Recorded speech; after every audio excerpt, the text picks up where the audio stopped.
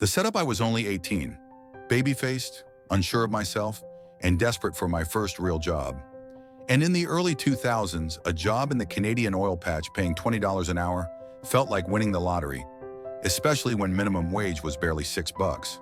The work was called well testing, setting up giant tanks, flare stacks, heavy equipment, and then sitting for hours recording pressure data while oil companies made more money in a day than I'd make in a year. Hard work, but fair work. Or at least that's what I thought, until I met Gary. Gary was in his mid-50s, overweight, sunburnt, hungover 90% of the time, and fueled entirely by cheap whiskey and cruelty. He wasn't just a bad boss. He was the kind of man who seemed offended by the fact that other people existed. We worked 12-hour shifts, just the two of us, miles from civilization. And because he was the supervisor, he treated me less like a coworker and more like a personal punching bag. At first it was jokes, you know, the kind only bitter old drunks find funny, but they escalated fast. One day he asked me to use a power drill. I told him I'd never used one before. He sneered. "Didn't your dad teach you anything?" I made the mistake, the life-altering mistake, of telling him my dad wasn't really in the picture growing up. He didn't miss a beat. "No wonder he walked out on you." The words hit like a shovel to the chest.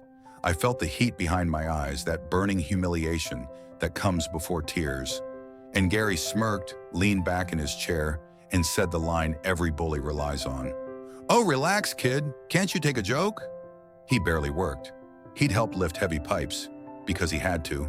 But otherwise, he'd sit in the trailer, watching DVDs, napping, typing 2 minutes of data per hour, and telling me every mistake I made was proof I'd never amount to anything. Every single day. And the travel? He got paid over $1 per kilometer, hundreds a day.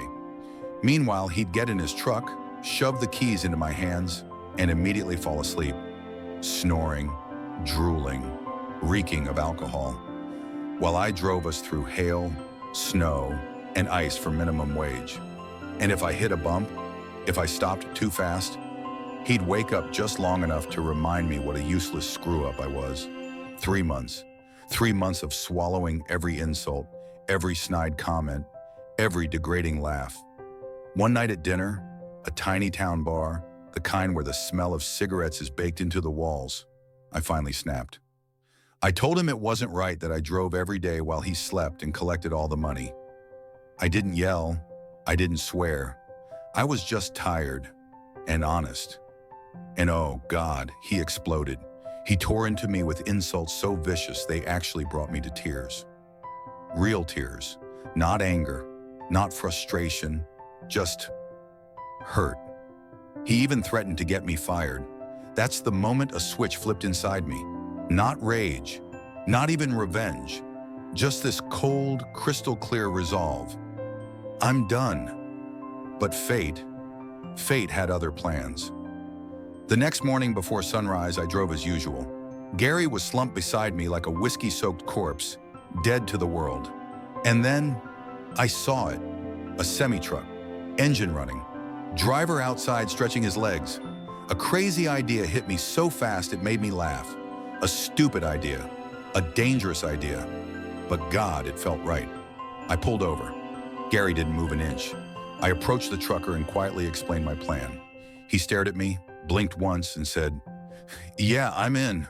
The plan: I got back into Gary's truck. He was still snoring. I maneuvered us bumper to bumper with the massive semi, headlight to headlight. Then I flicked the high beams 3 times. The signal.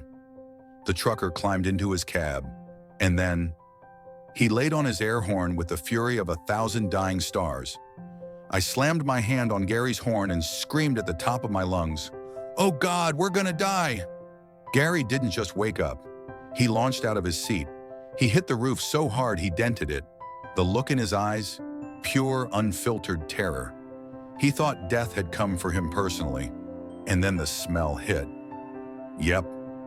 Gary had shit himself. He was red, shaking, choking on unfinished threats, too shocked to form words. Every grunt sounded like a dying walrus trying to cast a spell. I was laughing so hard I couldn't breathe. He screamed that I could have killed him, that he had high blood pressure. I shrugged. Well, maybe calm down then. Can't you take a joke? He almost had an aneurysm right there. We finished the drive in this strange, surreal dance. Him threatening murder. Me laughing like a hyena. Him turning redder. Me asking if that was his normal shade. By the time we reached the job site, he was trembling with rage. He pointed at the ground and barked, "Get out, you're fired." Then he stormed off to call the company owner, probably, to report I had attempted vehicular homicide. 4 hours later, the owner showed up. He was trying so hard not to smile. Gary had told him a version of the story where I was Satan and he was a helpless victim. I told my side. Every insult, every drunken drive, every abusive comment. The owner burst out laughing, and that was it. Gary got to keep his job, but I never had to work with him again. And the rest of the company?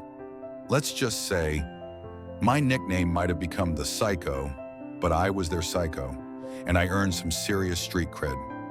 Gary never forgot that morning. I know because months later, I heard him telling another supervisor he almost died once because a kid tried to kill him. No one believed him. Everyone knew the truth. This wasn't attempted murder. This was karma, delivered with an air horn and a grin.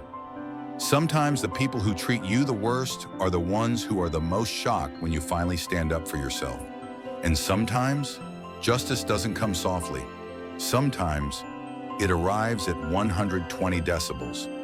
If this story gave you chills, or at least made you laugh, smash that like button and drop a comment telling me, what's the most satisfying revenge you've ever seen?